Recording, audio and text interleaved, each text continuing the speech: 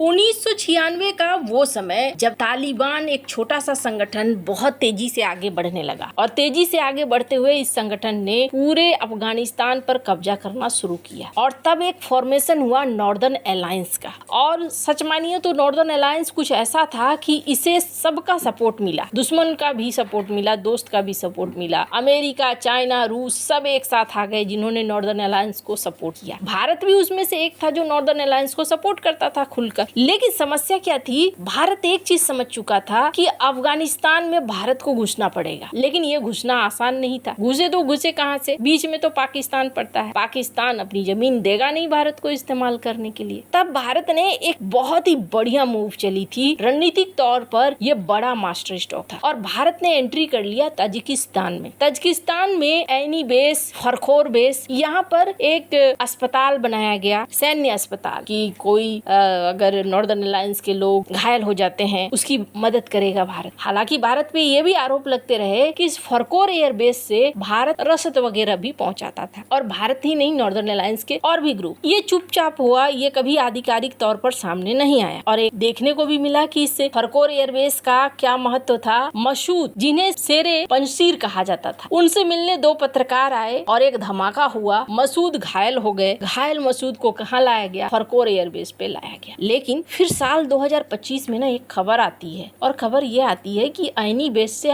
भारत हट चुका है। साल 2022 में ही भारत का कॉन्ट्रैक्ट खत्म हो चुका था ताजिकिस्तान से और भारत यहाँ से बाहर हो चुका है। और तब ये कहा गया, अरे भारत का सबसे बड़ा लॉस हुआ, भारत तो सेंट्रल एशिया से निकल गया। क्यों निकला भारत? क्यों वो कॉन्ट्रैक्ट रिन्यू नहीं हुआ? कहा जाने लगा कि ताजिकिस्तान के ऊपर चाइना का प्रभाव है। चाइना के प्रभाव की वजह से ताजिकिस्तान ने भारत के साथ रिन्यू नहीं किया। तो भारत ने एक चीज और देखा कि नॉर्दर्न अलायंस का खेल खत्म हो चुका है। नॉर्दर्न अलायंस के सपोर्ट में ना अमेरिका है, ना रूस है, ना चाइना है। रूस और चाइना अब एक नया गेम खेल रहे हैं और वो ये कि तालिबान को ही सपोर्ट कर दो, जिसकी लाठी उसकी भैंस वाली सीन चल रही है। ऐसे में भारत ने अपना तरीका बदल लिया। तालिबान, जिसे ये सोचा गया था कि भारत के लिए समस्या बनेगा, भारत के लिए समस्या नहीं बना तालिबान। लेकिन भारत ने इसे समझ लिया कि सेंट्रल एशिया में भारत के पैर जमने नहीं दिया जाएगा। सेंट्रल एशिया से भारत का रिश्ता काफी पुराना रहा है और सांस्कृतिक रिश्ता रहा है। पर अब जो चीजें हो रही है, अब ये चीजें चाइना की होश उड़ा रही है। क्यों उड़ा रही है? स्क्रीन पर इन वीडियोस को देखिए। उज्बेकिस्तान के राष्ट्राध्यक्ष भारत आए हैं और भारत में इनकी मुलाकात सभी से हो रही है। इनके स्पीच को जरा सुनिए। To me personally and to my whole delegation to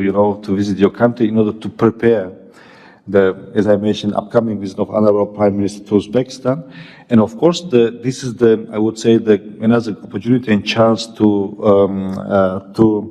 give some impetus on the deepening and strengthening the bilateral cooperation between our countries. So India is undoubtedly a reliable partner and our most important strategic and trade partner in South Asia. In recent years, our leaders held, a lot of meetings, and I would say even 6 meetings on the sidelines of international events, and as well as separate, I would say the permanent telephone conversation between them, which are very important for us to have some clear understanding to go, further on the deepening the collaboration. यहाँ उन्होंने कहा कि मैं बहुत खुश हूँ, भारत और हमारे बीच दोस्ती बढ़ रही है और हम यहाँ एक दूसरे के साथ मिलकर आगे बढ़ेंगे। यहाँ तक इन्होंने कहा कि पीएम मोदी जल्द ही उज्बेकिस्तान आने वाले हैं और ये भारत और हमारे लिए बहुत अच्छी बात है। डॉक्टर एस जयशंकर ने भी द्विपक्षीय बातचीत की और द्विपक्षीय बातचीत में ट्रेड की बातचीत हुई, व्यापार की बातचीत हुई, सांस्कृतिक रिश्ते की बातचीत हुई। अब आपके मन में सवाल आएगा, सांस्कृतिक रिश्ते क्या होंगे? भारत के साथ इसका क्या संबंध है? बहुत संबंध है। उज्बेकिस्तान से ही एक लड़ाका, एक शासक निकल कर आया और उसने भारत पर मुगल साम्राज्य की स्थापना की और वो था बाबर। उज्बेकिस्तान, तजिकिस्तान, ये सेंट्रल एशिया के वो देश जहाँ सिल्क रोड से भारत जुड़ता था। भारत मसाले बेचता था, रेशमी कपड़े बेचता था और उधर से क्या आते थे? उधर से घोड़े आते थे। इसके अलावे कई तरह की चीजें आती थी उधर से भी। अभी दोनों के बीच में सबसे बड़ी बात ये हो रही है कि हम अपने